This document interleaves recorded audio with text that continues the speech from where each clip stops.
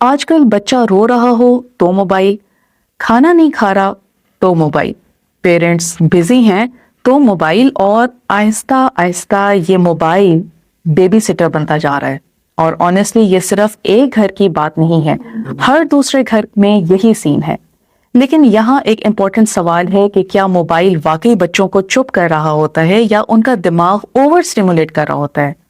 और यहाँ एक इंटरेस्टिंग चीज होती है कि बच्चा जब मोबाइल देखता है तो वो सिर्फ कार्टून्स नहीं देख रहा होता, उसका दिमाग हर सेकंड ब्राइट कलर्स, तेज आवाजें, फास्ट सीन चेंजेस, ये तमाम चीजें रिसीव कर रहा होता है।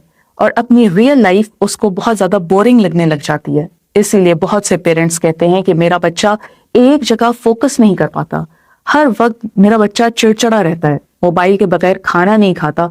और ऑनेस्टली ये बहुत ज्यादा कॉमन होता जा रहा है, स्पेशली छोटे बच्चों में, क्योंकि बचपन में दिमाग बहुत तेजी से डेवलप हो रहा होता है और उस वक्त असल लर्निंग आपकी स्क्रीन से नहीं, इंसानों से होती है, फेस एक्सप्रेशन से होती है, आंखों से होती है, खेलने से होती है, बात करने से होती है।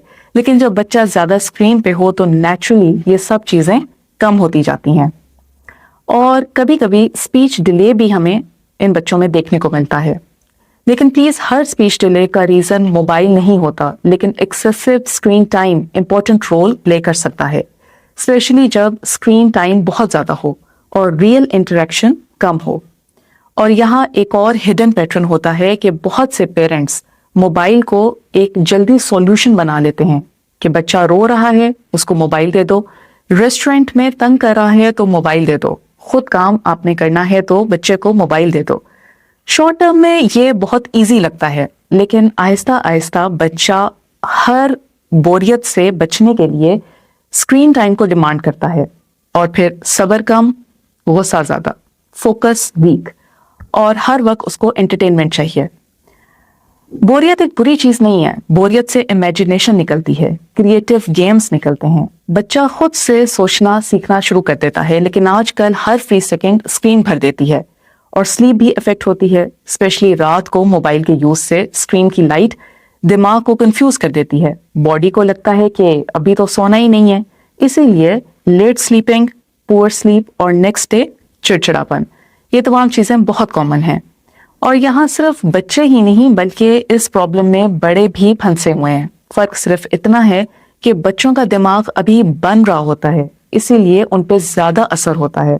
अब इसका मतलब ये नहीं है कि मोबाइल आप बिल्कुल बंद कर दें, नहीं, बिल्कुल भी नहीं। एजुकेशनल चीजें भी बहुत हैं, लर्निंग भी बहुत होती है, लेकिन अनकंट्रोल्ड स्क्रीन टाइम प्रॉब्लम बन सकता है, स्पेशली बहुत छोटी एज में। और ऑनेस्टली कभी कभी बेस्ट पेरेंटिंग टूल कोई बहुत एक्सपेंसिव टॉय नहीं, बल्कि सिर्फ 10 मिनट बच्चे के साथ जमीन पर बैठकर दिल से खेलना होता है। अपने कमेंट्स में ऑनेस्टली बताइए, आपके घर में मोबाइल के बगैर खाना खाना पॉसिबल है या हर मील के साथ स्क्रीन टाइम बहुत जरूरी है। मैं हूं डॉक्टर ज़ैनब अली, और यहाँ हम हेल्थ को सिर्फ डिजीजेस की तरह नहीं बल्कि रियल लाइफ की तरह समझने की कोशिश करते हैं। अपना ख्याल रखिए।